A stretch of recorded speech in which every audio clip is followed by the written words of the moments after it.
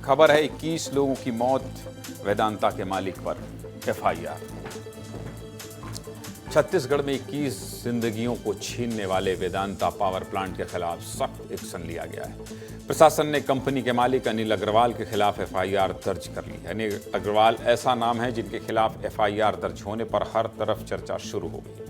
आखिर बॉयलर में विस्फोट क्यों हुआ और प्रबंधन ने किस तरह लापरवाही बरती, आज इसी पर विस्तार से बात होगी। लेकिन शुरुआत करते हैं मौत के आंकड़ों से। आज एक और दुखद खबर आई है। शक्ति के बॉयलर ब्लास्ट की घटना में एक और व्यक्ति की मौत हो गई है। अब जान गंवाने वालों की कुल संख्या 21 हो गई, जबकि 15 घायलों का इलाज अभी भी चल रहा है। सरकार के आदेश के बाद मामले की जांच भी चल रही है, जिसमें हादसे की वजह को लेकर बहुत बड़े खुलासे हुए। चलिए आपको आसान भाषा में समझा देता हूं। देखिए, पुलिस का कहना है कि कंपनी में जो मशीन लगी हुई है उनका अच्छे से रखरखाव नहीं किया गया है। मशीनों को चलाने में भी लापरवाही बरती गई है और नियमों का सही तरीके से पालन नहीं किया गया है। यही वजह है कि बॉयलर के प्रेशर में उतार चढ़ाव आया और ब्लास्ट हो गया।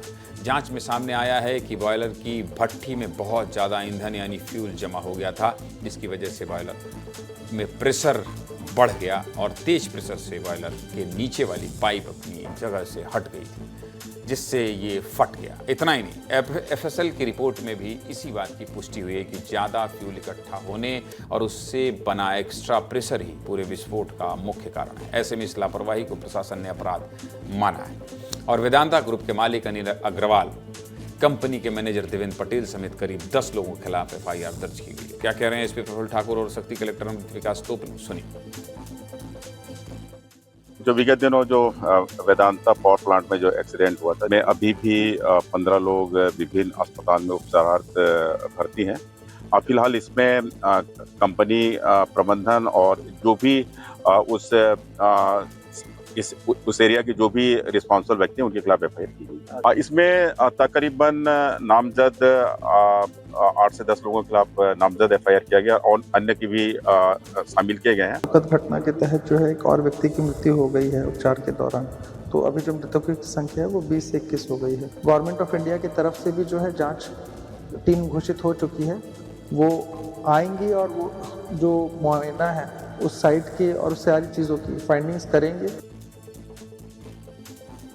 अब अनिल अग्रवाल कौन है, आप ये भी जानना चाह रहे होंगे, तो चलिए उनके बारे में भी बता देता हूँ। अनिल अग्रवाल देश के मशहूर अरबपतियों में शामिल हैं, जो बिहार के रहने वाले हैं। 72 साल के अनिल अग्रवाल वेदांता ग्रुप के फाउंडर और चेयरमैन। शुरुआती दौर इन्होंने अपने पिता के साथ मिलकर स्क्रैप यानी कबाड़ का कारोबार शुरू किया और अब इनकी company metal, mining, oil, gas और पावर जैसे क्षेत्रों में बड़ा योगदान दे रही है। ये कंपनी भारत के अलावा विदेशों में भी कारोबार कर रही है।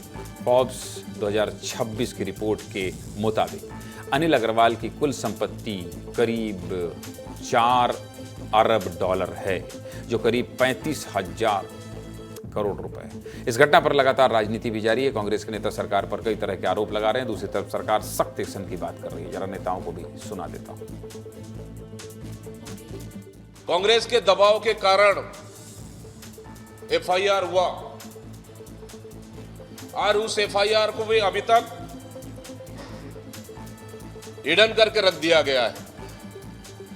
उस एफआईआर में किन का नाम है, किसके ऊपर एफआईआर की गई है, कितने लोगों के ऊपर एफआईआर की गई है, अभी तक वो ऑनलाइन नहीं दिख रहा है। अगर शायद कल कांग्रेस पार्टी की हमारी टीम नहीं जाती तो सरकार इस मामले को कहीं ना कहीं दबाने के लिए पुरजोर ताकत लगाई थी।